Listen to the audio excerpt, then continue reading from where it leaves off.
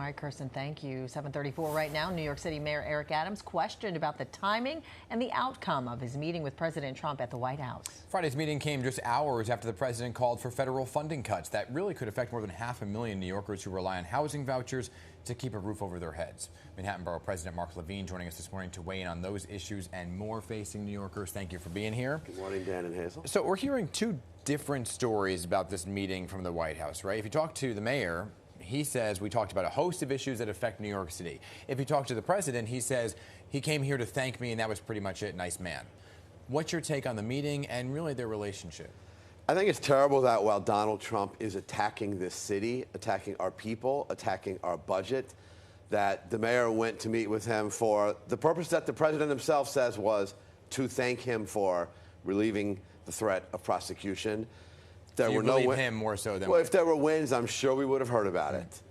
I have heard of no wins at a time when we have budget cuts, we have immigrant families being torn apart, we have our economy under threat. This is very serious. We need leadership of the city that's going to fight back. Yeah, I mean, then when the president proposes $163 million in cuts, I mean, how is this going to affect New Yorkers? I mean, that's going to affect the housing programs.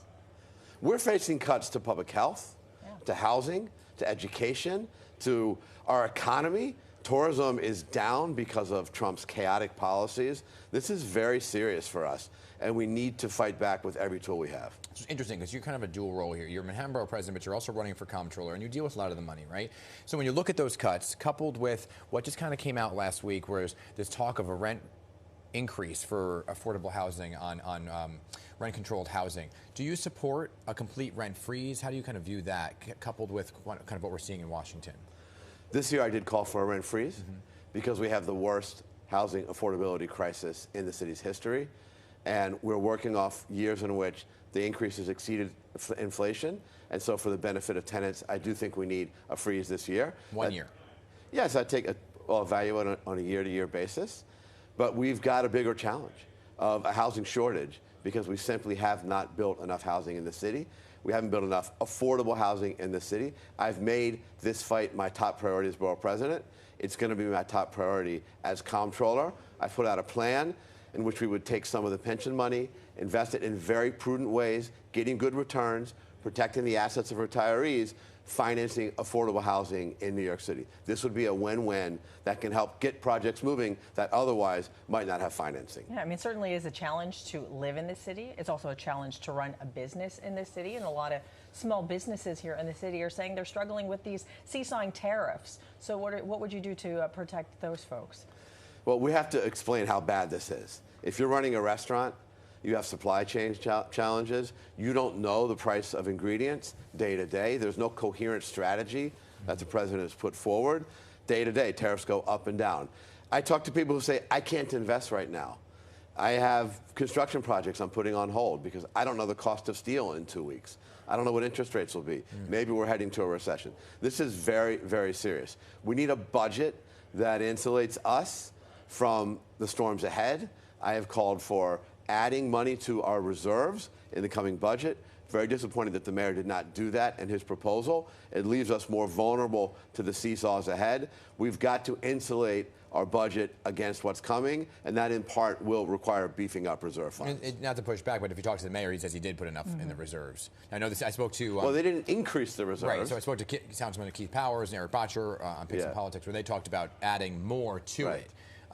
But let me get your take on also what else is playing out as Manhattan Borough President. Roosevelt Hotel was this big migrant facility. It's slated to close in a few weeks. Is that still on track to happen? Have you talked to the administration about it? They still say it's on track. I don't know if we have an exact date. If it does, could that be turned into affordable housing? Well, we don't own it. It's privately owned. Actually, it's owned by the nation of Pakistan, an unusual quirk. So I would love to see it become affordable housing. Yeah. Certainly, we have the desperate need, but we don't own that property. Gotcha. Speaking of the Roosevelt Hotel, we're hearing that one of the people that was attacked, the NYPD officers in Times Square, was actually staying in a migrant shelter. Do you know any updates on that case? Were there arrests? Yes, I believe there have been 4 arrests so far, and that there are more suspects at large. And I see it reported that at least one did reside at the Roosevelt Hotel. This is just a terrible, terrible incident. To attack police officers like that, it is unacceptable. There absolutely must be legal consequences for everyone who's charged in this case. But I don't want it to define the migrant communities here in New York overall. We've had 250,000 people come here. The vast majority are families who want to work, who want to move ahead, who want to pay taxes. And ultimately, I know this wave of arrivals will be good for New York City, as every other wave has been. That doesn't excuse the behavior of this tiny percentage of migrants, and those people engaging in these acts definitely need to be held accountable. Okay, Manhattan Borough President Mark Levine, great to have you here. Thank you both. To the Knicks game? Am I going to the Knicks game? I don't have that kind of money, but I will be watching. Let's go Knicks. Knicks in 7. I'm calling it right here. Knicks in 7. Yeah. Oh, I hope Okay. you do. All right. There you Thanks go. so much. All right.